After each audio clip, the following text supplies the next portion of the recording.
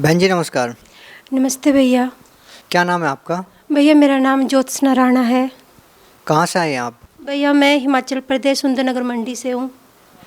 संत रामपाल जी महाराज से नाम दीक्षा लेने से पहले आप क्या भक्ति साधना करते थे?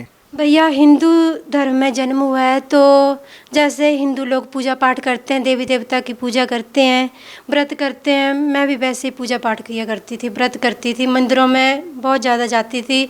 और बचपन से मैं परमात्मा की भक्ति में लगी हुई थी। जब से मैं 4th-5th में पढ़ती थी तभी से मैं माता की भक्ति करने लग पड़ी थी। मेरी मम्मी ने कहा था कि मम्मी मेरे बहुत बीमार रहते थे, इस कारण मम्मी ज़्यादातर हॉस्पिटल में रहते थे मेरे। तो मम्मी ने मुझे कहा कि जब भी तुझे मम्मी माँ की याद आए तो टारना माता का नाम बताया हुआ था। अभी मुझे टारना माता का स्वरूप का भी पता नहीं था कि टारना माता होती कैसी है। बस ऐसा कहा था कि माता का नाम लेना है और माता को याद करना है, तुझे माँ की याद नहीं आएगी, माँ की कमी नहीं होगी। तो जैसा मम्मी ने मुझे बताया मैं वैसे ही भक्ति करने लग पड़ी, जबकि मुझे टारना माता का पता नहीं था। तो जब भी मैं अकेली होती थी तो मैं माता का नाम सिमरन करती थी 4th-5th से, तो माता की बहुत ज़्यादा भक्ति करने लग पड़ी। कहाँ से हैं आप? भैया मैं हिमाचल प्रदेश से हूँ, जिला कौन सा है आपका? मंडी। और आपकी शादी कहाँ पे हुई? मेरी शादी पंजाब में हुई है। तो फिर संत रामपाल जी महाराज से कैसे जुड़ना हुआ आपका? भैया संत रामपाल जी महाराज से जुड़ने का मेन कारण ये है कि जैसे मैंने आपको बता दिया, मैं बचपन से ही पूजा पाठ करने वाली हूँ। तो परमात्मा की कृपा से मेरी शादी जिस व्यक्ति के साथ हुई वो मंदिर के गुरु पुजारी थे, साधु, 9 साल वो साधु भी रहे हैं। तो हमारे घर में बहुत बड़ा मंदिर है और जो हमारा कुल देवता है वो है बाबा दियोट सिद्ध। तो बाबा दियोट सिद्ध की मेरे भक्त जी ने स्थापना भी घर में की हुई थी। तो आपकी जब शादी हुई तो आपके पति उसी टाइम से साधु थे या बाद में बने या पहले से साधु थे? भैया वो पहले से ही साधु थे। तो एक साधु के साथ आपकी शादी कैसे? भैया जी मेरी मम्मी ख़त्म हो गए थे और जिनसे इन्होंने गुरु शिक्षा ली है वो मेरे मामा थे। पहले वाले गुरु जो इनके थे वो मेरे मामा थे। तो मेरे मामा जी ने इनके साथ मेरा रिश्ता कर दिया और मेरी शादी हो गई। और सबसे बड़ी बात ये है, साधु की बात नहीं है कि मैंने साधु से शादी की है, मेरे इनके साथ लेन देन था, कोई संस्कार था, तब मेरी साधु के साथ शादी हुई है। ऐसे कोई किसी के साथ किसी का रिश्ता नहीं होता है। ये जोड़ियाँ जो होती हैं वो पहले से परमात्मा बना के भेजता है। एक साधु के साथ आपकी शादी हुई और आप खुद भी पहले से भक्ति भाव में थे, भक्ति करते थे, देवी देवताओं की आप पूजा करते थे और आपके पति भी साधु हैं तो निश्चित ही वो भी देवी देवताओं की पूजा करते होंगे। तो फिर आपको संत रामपाल जी महाराज की शरण में आने की क्या जरूरत आन पड़ी? भैया संत रामपाल जी महाराज की शरण में आने का हमारा मेन कारण ये है कि मेरे पति जी गुरु पुजारी का काम करते थे। घर में हमारे मंदिर है, बाबा दियोट सिद्ध की स्थापना की हुई है। तो मेरे पति को भविष्यवाणी हो जाती है और ये हर एक बात का इन्हें पता लग जाता था हर एक ही बात का कि देवी देवता क्या बोल रहा है। ये सारे के सारे जिन देवी देवताओं का हम पूजा पाठ करते थे, ये सभी के सभी हमें तंग करने लग पड़े। ये कहते थे कि हमें अलग अलग हमें स्थान बनाओ। तो हमारे घर की आर्थिक स्थिति भी ठीक नहीं है, घर परिवार है हमारा। तो एक मंदिर तो हमने पहले से बनाया हुआ था बाबा दियोट सिद्ध जी का। तो जिस तरह से ये सभी देवी देवता हमें मजबूर कर रहे थे कि हमें बोल रहे थे कि अलग अलग मंदिर बनाओ, तो हम मंदिर नहीं बना सकते थे। तो हमने इनकी नहीं मानी, हमने एक ही मंदिर था हमारा। तो इस वजह से इन देवी देवता आपस में लड़ने शुरू हो गए और खुद भी तो आपस में तो ये लड़ते रहते थे क्योंकि इन्होंने अलग रहना था, अलग मंदिर चाहते थे। इस वजह से इन्होंने हमें भी परेशान करना शुरू कर दिया। घर में मैं भी बहुत बीमार रहने लग पड़ी, बच्चे भी बीमार रहने लग पड़े और घर में मेरे पति जी और मैं हमारी बहुत लड़ाई होती थी, घर में कलह क्लेश था। तो इस वजह से हमने, जब ये देवी देवता ही खुद लड़ने लग पड़े तो ये हमारा क्या अच्छा कर सकते हैं, इसलिए हमने ये डिसाइड किया कि हम अब ये लाइन छोड़ देंगे।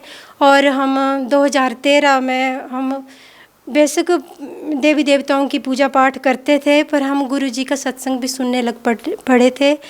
तो कौन से गुरु जी? संत रामपाल जी का सत्संग हम सुनने लग पड़े थे, तो हमने डिसाइड कर लिया कि अब हम नामदान लेंगे और देवी देवताओं को छोड़ देंगे। बहन जी, जैसा कि आपने बताया कि आपके पति भविष्यवाणी करते थे, लोगों के दुख दर्द ठीक कर देते थे, वो पहले ही बता देते थे कि किसके साथ क्या होना है। क्या आपको अपने जीवन में आपके पति द्वारा की गई कुछ भविष्यवाणियाँ याद हैं जो आप हमारे दर्शकों को बता सकते हैं? भैया, सबसे बड़ी भविष्यवाणी ये है कि मेरे भक्त जी बोलते थे नामदान लेने से पहले, ये बोलते थे कि मेरे जीवन में एक ऐसा आदमी आएगा जो जो मेरा कल्याण कर देगा, मुझे परमात्मा से मिला देगा, पूर्ण परमात्मा से मिला देगा।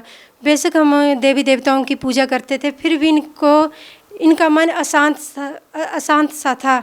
तो ये मेरे से ऐसी बात करते थे कि मेरे जीवन में कोई ऐसा आदमी आएगा जो मेरे जीवन का कल्याण कर देगा और मेरा मोक्ष हो जाएगा। दूसरी भविष्यवाणी ये है कि जिस वक्त सर मेरी इनसे शादी हुई थी, तो इन्होंने पटड़े पर बैठकर एक बार कहा था कि मेरी 32-33 साल की उम्र है और 32-33 साल में मैं ख़त्म हो जाऊंगी। पर मैंने इस बात पर आपकी कितनी उम्र हो गई है? इस वक्त भैया मेरी 34 साल है। लेकिन 32 साल की उम्र में तो आपकी मृत्यु हो जानी थी, आपके पति ने भविष्यवाणी की थी। लेकिन अब आप 34 साल के हो चुके हैं, तो इसका मतलब तो ये हुआ कि जो आपके पति भविष्यवाणी करते थे वो झूठी साबित होती थी। नहीं भैया, इनकी भविष्यवाणी झूठी नहीं थी। मेरी मृत्यु हो गई थी, पर मैंने संत रामपाल जी महाराज से नामदान ले लिया था, प्रथम उपदेश में थी। आपकी मृत्यु हो चुकी थी, तो आज आप जीवित कैसे हैं? भैया, ये परमात्मा की कृपा है, मैंने नाम दीक्षा ले ली थी, परमात्मा संत रामपाल जी महाराज ने मुझे बचा लिया। कैसे, कब की बात है ये? कब आपके साथ क्या इंसिडेंट हुआ? कब आपकी मृत्यु हुई? कब आप दोबारा पृथ्वी पर आए? कब आपने जन्म लिया? क्या कहानी है? भैया, मैंने नामदान 7 जून 2015 को लिया है। उस टाइम पे आपकी उम्र कितनी थी? उस वक्त मेरी उम्र 33 साल थी। 33 साल की उम्र आपकी हो चुकी थी। आपके पति की भविष्यवाणी के अनुसार आपकी 32 या 33 साल की उम्र में मृत्यु हो जानी थी, तो फिर उसके बाद क्या हुआ? भैया, 7 जून 2005 को मैंने नामदान ले लिया था। मैं 1 महीने के बाद, जुलाई महीना था, मैं खेतों में काम करने जा रही थी। खाना खाया मैंने, 9:30 बजे की बात है। घर से बिल्कुल ठीक ठाक थी मैं, मुझे ना कोई बुखार था, ना मेरी सेहत भी ढीली नहीं थी। खाना खाकर मैं खेतों में गई काम करने के लिए। टमाटर लगाए हुए थे, टमाटरों को धागा लगा रही थी मैं। तो भैया, अचानक मुझे उल्टी आई, मेरी आंखें बाहर को हो गई। मेरे भक्त जी ने मुझे देखा, एकदम से गुस्से हो गए कि क्या कर रही है, तू घर चली जा, अगर तेरी तबीयत ठीक नहीं है तो काम छोड़ दे। मैं एकदम से घबरा गई। मेरे दिमाग में ये ख्याल आया कि अभी तो मैंने 1 महीना भी नहीं हुआ मुझे नामदान लिए हुए, तो ये मुझे क्या हो रहा है। मुझे अपने पति की भविष्यवाणी याद आई कि मेरी उम्र 32-33 साल बताई और यही मेरी उम्र है और मैं ख़त्म हो जाऊंगी। क्योंकि उस वक्त मुझे महसूस भी कुछ ऐसा ही हो रहा था, एकदम से घुटन सी हो रही थी, ऐसा लग रहा था कि जैसे कोई मेरा गला दबा रहा है और एकदम से मेरा शरीर ठंडा पड़ रहा था। मैंने भगत जी को कहा कि मैं घर चली जाऊंगी, मेरी तबीयत ठीक नहीं है। इन्होंने कहा चली जा। मन में सोच रही थी कि लोगों को अगर मेरी ऐसी हालात में मुझे देख लिया कि मुझे तबीयत बिगड़ गई है, तो ये लोग जो हैं ये मेरा मजाक उड़ाएंगे, गुरुजी को, संत रामपाल जी महाराज को गलत कहेंगे कि पहले तो इसके आदमी ने नामदान ले लिया, देवी देवता छोड़ दिए, अब जब गुरुजी जेल में है तो अब इसने नामदान ले लिया है, अब देवी देवता छोड़ दिए, अब तो ये कुत्ते की मौत मरेंगे, इन पर देवी देवताओं का प्रभाव पड़ रहा है और ये मर जाएगी, तभी इनके साथ ऐसा गलत हो रहा है। तो इस डर से मैं अपने चुपचाप मैंने मन में सोच लिया था कि घर में जो कुछ भी हो मैं घर चली जाऊंगी और घर में जो भी कुछ हो मैं इधर नहीं, मुझे डर था कहीं मैं इधर पड़ ना जाऊं कहीं। तो मैं घर की तरफ चल पड़ी, पर भैया मैं घर नहीं पहुंच पाई। बीच में ही एकदम से मेरी ज़ुबान बंद हो गई। मैं अपने भगत जी को आवाज़ लगाने की कोशिश कर रही थी, पर मैं आवाज़ नहीं लगा पा रही थी और ऐसा लग रहा था कि मैं ख़त्म हो जाऊंगी। मैं सीधी घर को जा रही थी, पर थोड़ी देर के बाद मेरा सारा शरीर इतना ढीला हो गया कि मैं झुक के चलनी शुरू हो गई, मैं चल नहीं पा रही थी। तो उस वक्त मुझे अचानक गुरुजी का सत्संग याद आया।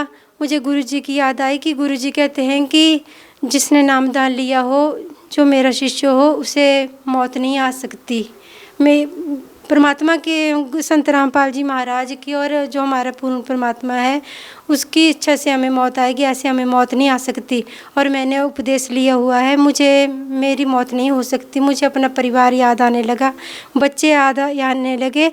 फिर मैंने जो मुझे प्रथम जाप मिला था उसका जाप करने की मैं कोशिश करने लगी, पर मैं कोशिश नहीं कर पाई क्योंकि मेरा ऐसा लग रहा था जैसे मेरी ज़ुबान बंद हो रही है। उस वक्त मुझे सिर्फ संत रामपाल जी महाराज की छवि नज़र आई थी और उसके बाद मुझे भैया कुछ पता नहीं मेरे साथ क्या हुआ। मुझे पता नहीं मेरे भगत जी कैसे घर ले गए। 11 बजे की बात है जब मेरे साथ इस तरीके की तबीयत मेरी ख़राब हुई थी और जब मैं उठी थी तो 4-5 बज रहे थे। तो इसके बीच में क्या हुआ मेरे भगत जी जानते हैं। संत रामपाल जी महाराज से नाम दीक्षा लेने के बाद आपको क्या लाभ हुए हैं, क्या आपको अनुभव हुए हैं? भैया मैं आपको बता दिया कि मुझे जीवन दान मिला, सबसे बड़ा लाभ तो ये है। बाकी आध्यात्मिक ज्ञान हो गया। पहले हम पूजा पाठ जैसे मर्जी हमें बताते थे, हम वैसे ही भक्ति करने लग पड़ते थे। अब हमें भक्ति का पता लग गया है कि हमने भक्ति कैसे करनी है और हमें लाभ कैसे होंगे, और भक्ति का तरीका समझ आ गया है, कैसे हमें भक्ति करनी चाहिए, हम कहाँ से आए हैं और हमने कहाँ को जाना है। संत रामपाल जी महाराज के बारे में आप और क्या कहना चाहेंगे? संत रामपाल जी महाराज के बारे में यही कहना चाहूँगी कि ये पूर्ण परमात्मा है और इनकी शरण में आओ और अपना जीवन कल्याण कराओ। जैसा कि हम देखते हैं अमूमन साधु संतों की जो वेशभूषा होती है, भगवा कपड़े पहनते हैं, जटाएं रखते हैं, मालाएं पहनते हैं, लेकिन संत रामपाल जी महाराज की जो वेशभूषा है वो बिल्कुल साधारण है। क्या आपने जब संत रामपाल जी महाराज को पहली बार देखा तो क्या आपको लगा कि ये संत है और इनसे नाम दीक्षा लेनी चाहिए? भैया मुझे ऐसा कुछ नहीं लगा। मुझे ये जो भग में चोले डालते हैं ये क्या सही भक्ति करते हैं? ऐसी बात नहीं होती। आदमी जो सही भक्ति करता है, सही भक्ति बताता है, वो ही संत है। ये चोले डाल के, ये बाल बढ़ा के कोई संत नहीं बनता है। देखिए, कुछ लोग मानते हैं कि जो आशीर्वाद देते हैं और उनके आशीर्वाद से जो ठीक हो जाता है तो वो उन्हीं को भगवान मानने लग जाते हैं। यदि इस तरह से भगवान को डिफ़ाइन करें, संतों को डिफ़ाइन करें, तो आपके खुद के घर में आपके पति खुद ही ऐसे संत थे, लोगों को आशीर्वाद देते थे और वो ठीक हो जाते थे, वो भविष्यवाणी भी करते थे। उसके बावजूद आप संत रामपाल जी महाराज की शरण में गए, तो वो लोग आपकी ये बात सुनकर बहुत ही आश्चर्यचकित होंगे कि आप लोगों को भी संत रामपाल जी महाराज की शरण में जाना पड़ा, जबकि आपके खुद के घर में आपके पति जब दूसरों को सुख दे सकते हैं तो आपको भी सुख दे सकते थे। आप संत रामपाल जी महाराज की शरण में क्यों गए? भैया जो हम पहले भक्ति करते थे वो शास्त्रानुसार नहीं, बिल्कुल भी शास्त्रानुसार नहीं थी। हम हिंदू हैं तो जो हमारे पवित्र ग्रंथ हैं, पवित्र हमारी बुक्स हैं, हमें उसी के हिसाब से भक्ति करनी होती है, जबकि हम उसके आधार पर बिल्कुल भी भक्ति नहीं करते। भागवत गीता में कहीं भी नहीं लिखा है कि श्राद्ध करो, जबकि हम श्राद्ध करते हैं। व्रतों को भी मना किया तब भी हम व्रत करते हैं। तो फिर उसके लिए संत रामपाल जी महाराज की शरण में जाने की क्या जरूरत थी? आप व्रत नहीं करते, शास्त्रों के अनुसार भक्ति करने लग जाते, संत रामपाल जी महाराज से नाम दीक्षा लेने की क्या जरूरत थी? भैया जी बिना गुरु के तो गति भी नहीं होती है। तो फिर गुरु तो हिमाचल में भी बहुत होंगे, पंजाब में भी बहुत होंगे, आपने हरियाणा में संत रामपाल जी महाराज से ही नाम दीक्षा क्यों ली? संत रामपाल जी महाराज से हमने नामदान इसलिए लिया क्योंकि ये शास्त्रानुसार भक्ति बताते हैं। जो हमारे धार्मिक ग्रंथ हैं, वेद हैं, उनके आधार पर हमसे भक्ति कराते हैं। बाकी धर्मगुरु जो भी हैं वो इस आधार से भक्ति नहीं करवाते, मनमाना आचरण करवाते हैं। जी बहुत बहुत धन्यवाद। सत साई भैया।